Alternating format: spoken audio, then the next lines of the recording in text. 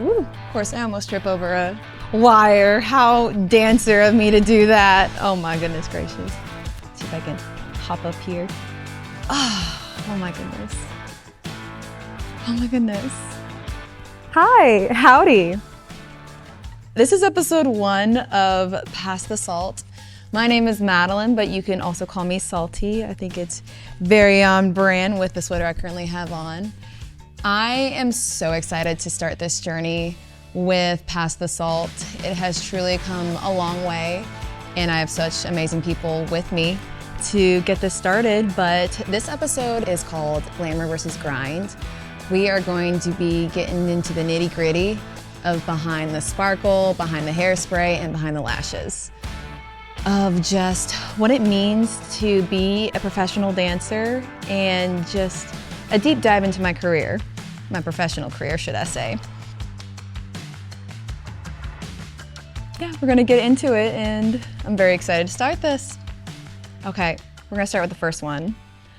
When the cameras are off and the boots come off, what's the hardest truth about the grind that no one would know, and how did it change you? Oh my goodness gracious. So, I have never held a palm in my life before joining my team, or even before taking prep classes. And it was almost feeling just out of norm. It was so surreal having this extra part of my body that I had to control, which I didn't think was hard.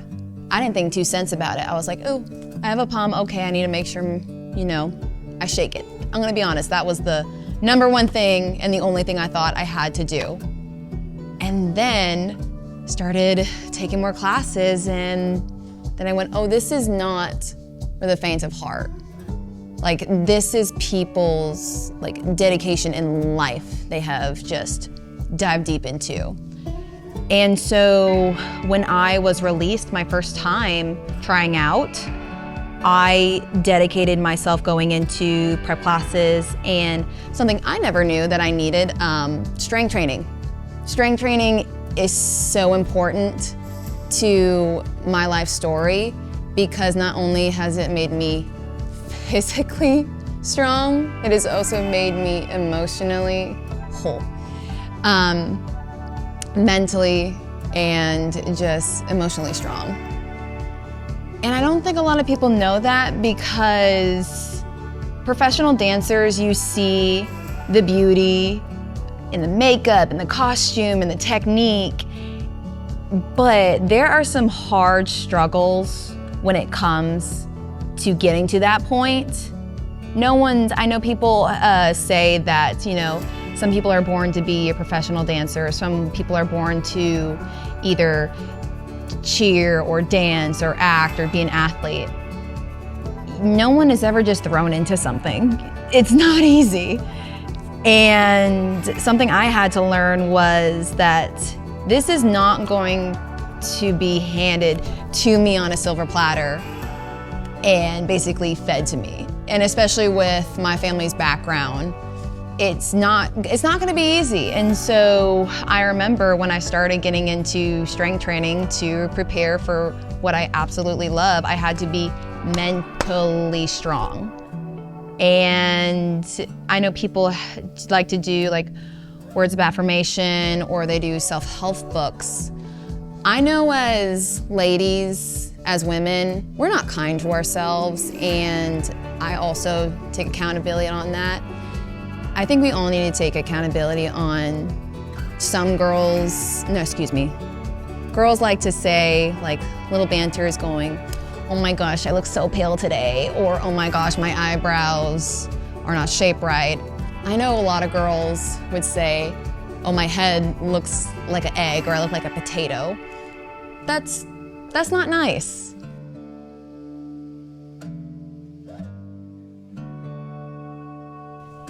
And I've said it to myself, and my mama always said 90% of what comes out of our mouth, we believe, even though we say it as a joke.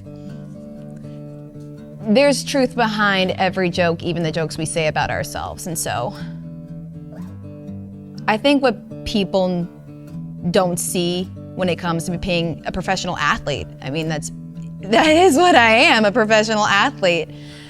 The hard truth and the grind to try and not just be perfect.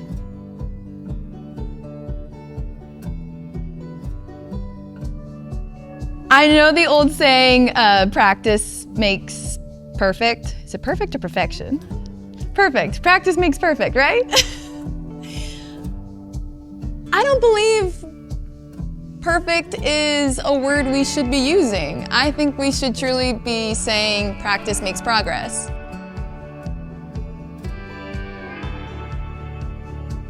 Because in my eyes, practice makes perfect means you stop what you're doing. Practice makes progress means you continue doing what you love.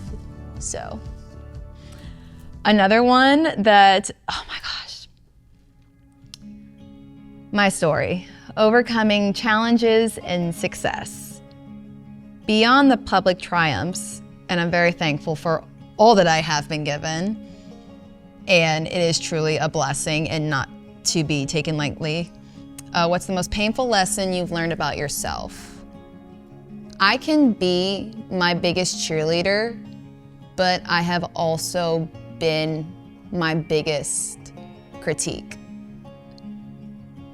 I have been dancing in front of a mirror for over 21 years. And there were some times, especially during COVID, when the second time I tried out, I was released before, I believe it was before everyone got invited to Dallas. I wasn't kind to myself. I started taking dance classes, and I actually think it was even before I tried out. I kind of just went with the motion and just harnessed on what I learned my first time trying out, and I just kept that. I was like, I think I need to just keep what I have and just live off that and not push myself harder, which has been a biggest eye-opener to me, especially young me. And it truly is a blessing that you experience your biggest life moments in, not mistakes, but just your trial and errors, which isn't that what your 20s are for? But I am a big believer in being verbally kind to yourself. I've had ladies reach out to me who want to also be professional dancers and professional athletes. They always ask me, like, what scripture do you do you read, or what podcast do you listen to be kind to yourself? There are some great examples and great things in both those areas for growth, but I truly believe you gotta put in the work, you have to put in the effort, you have to put in the words if you want to be kind to yourself or if you want to be confident in yourself. And so when I tried out my third time, I would stand in front of the mirror of the hotel I was staying at, and I would verbally be kind to myself. I would say, I am going to do what I love, which is dancing. I am going to be kind to myself. I am proud of myself. And I have learned through therapy that is hard for me to say. I am kind to myself. I love myself. And looking into a mirror, seeing the person who I've become, it's hard. And so the painful lesson that I've learned is to be kind to myself. But I highly recommend just being verbally kind to yourself, and also be with the people who you surround yourself with. That's important. You want to be around people who are verbally kind to themselves and verbally kind to others. It's the golden rule. Treat others the way you want to be treated, and it will spark another soul. It will spark another heart to be kind to others. Sorry, I'm not right-handed, I'm left-handed. There we go. I'm very proud of this one. This one makes me happy because it reminds myself to be kind to me, to myself, and then I will feed that off to someone else. Dang it, it almost stuck. Okay, this is where we get to never have I ever. Sit down, ladies and gents.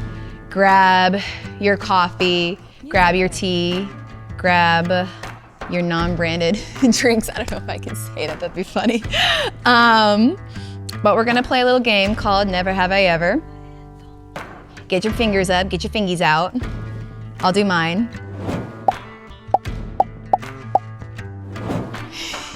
Never have I ever made a professional sacrifice for my career. Yes, even before being part of the team, when I was in college, good old Oklahoma City University at the Ann Lacey School of American Dance, I actually sacrificed my health, which is part of my journey. I sacrificed not eating enough. I sacrificed, not even sacrificed, but I would weigh myself like 3 times a day. I would write down how many calories I was allowed to eat that day. And I professionally sacrificed my health. And that is something I am still working on to this day. We're better, but I have sacrificed my physical health for someone else's approval. And that is saying for a lot of people, not only in professional dancing, but professional athletes, and just anyone who wants approval. That has been a huge sacrifice for many people. And I remember I was in a group with a few of my teammates, and we were told to write down a word that we want to let go that year. And I remember saying approval. I want to release the word approval because I am already approved by the family I've been given. I've already been approved by the life I've been given. I already been approved by, oh gosh, this is something I never said. I already been approved by myself. I think that's so, I don't think I've heard many people say that. Like, I am approved by myself. I approve my own well-being. I approve my own self-worth. Oh shoot. Okay, I like this never have I ever game. Oh gosh, we got this one. Oh, that just flew. Never have I ever pretended to be fine when I'm battling intense anxiety.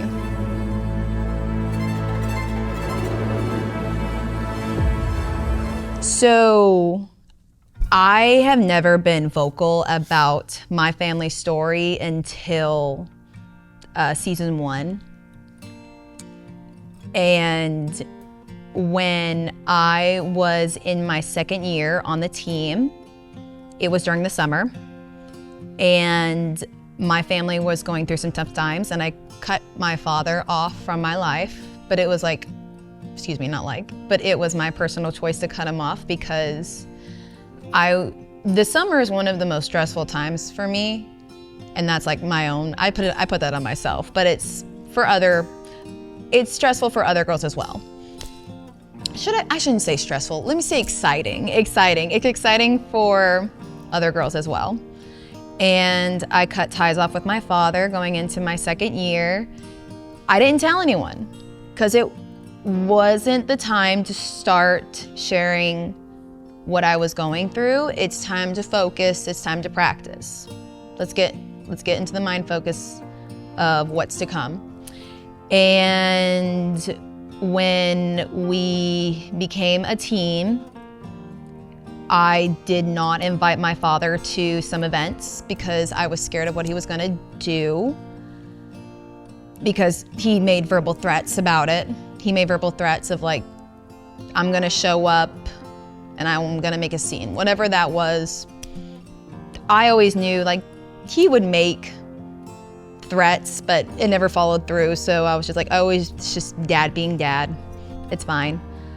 And then when the incident happened, it was August 31st of 2022. I was on my way to practice and I got a message from a previous employer, because I used to work at a daycare right by my house back during COVID. She told me that there was police activity going on at my house and no one was at that house at the time. My dad was the only living being in that house. And I mean by that because our dogs were safe with my mom. I didn't know what was going on. I was very confused. Called my mom, realized she was at work, called my brother. He didn't know what was happening either. And then it was it was a joined call. And I hear the words, "He did it, he's gone." And that happened, and I was still on my way to practice, and I just remember going, why now? Why now? And my mom couldn't talk long, and Carson, my brother, Carson was, I believe, also trying to get things situated because he was still at home. A little more details. My mom moved out of the house that she currently lives in now for safety, and my brother moved in with her for safety. And I called my best friend after my mom hung up because she had to go ahead and talk with a detective. I called my best friend and she already knew like a lot what was going on because I trusted in her. And she's my best friend. Like, you make friendships throughout the years, but there's some friendships you just know were like just made in the stars. I think that's what it's called. I think that's how the term goes, but it's just like written in the stars. I got my stars on.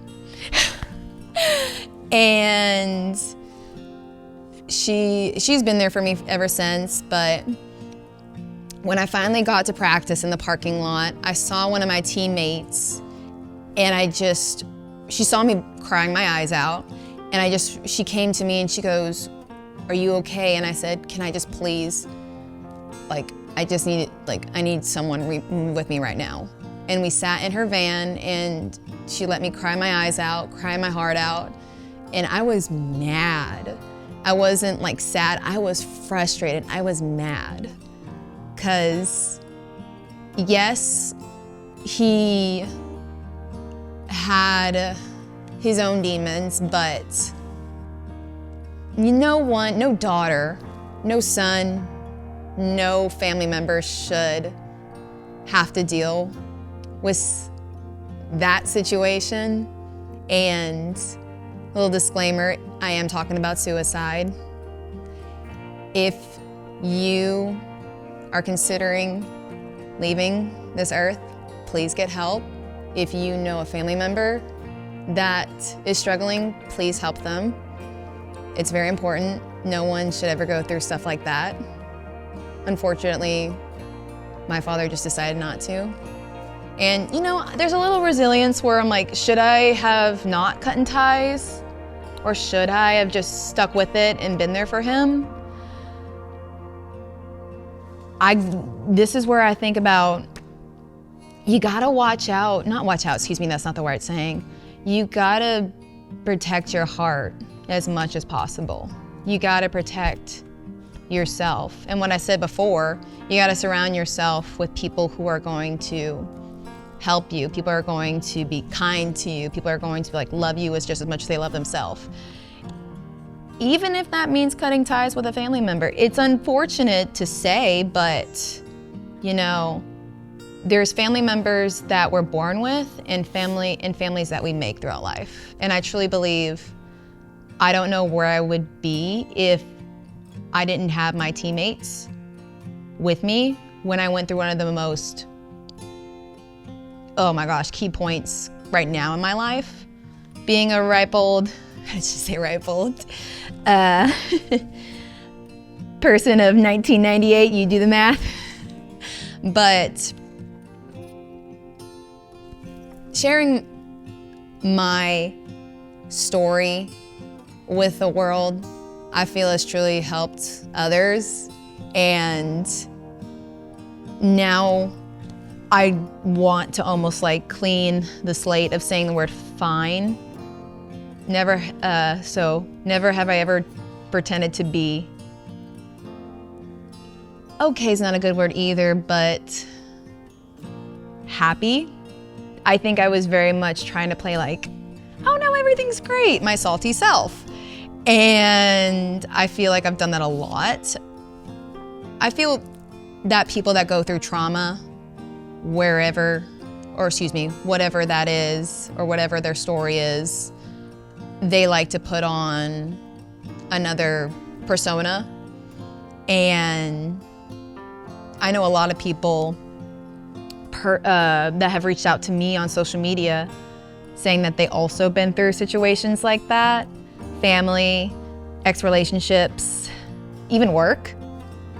And I highly, highly recommend reaching out to the National Hotline of Domestic Violence, because if someone would have told me what I went through, 12 to 24 years old, I would have told a teacher or told a dance teacher, because I was around them a lot. I don't want to go home. Dad's yelling, mom's upset, brother and I are upstairs trying to block out what's happening downstairs. And so, yeah, if you are ever struggling, I say reach out. No one's gonna just say, no, you're not worth helping. Every soul, every heart, every human body on this earth is worth saving. And I truly do wish my father would have gotten help. There were family members. I know his family tried to help him on my dad's side, tried to help him as well. But I truly believe that I have learned and grown from my trauma. So yeah, I'm actually gonna keep this card because this is, all of those topics are very important to my story. But this one, I'm proud to have right here. So yeah, this has been truly fun. And I'm very thankful for what I've been given in this life, because I truly have been given a wonderful life and amazing opportunities. I never want to ever take anything for granted. And yeah, thank you. Thank you for joining me at the table, for passing the salt. But yeah, all right. Well, see you next time. Stop dropping.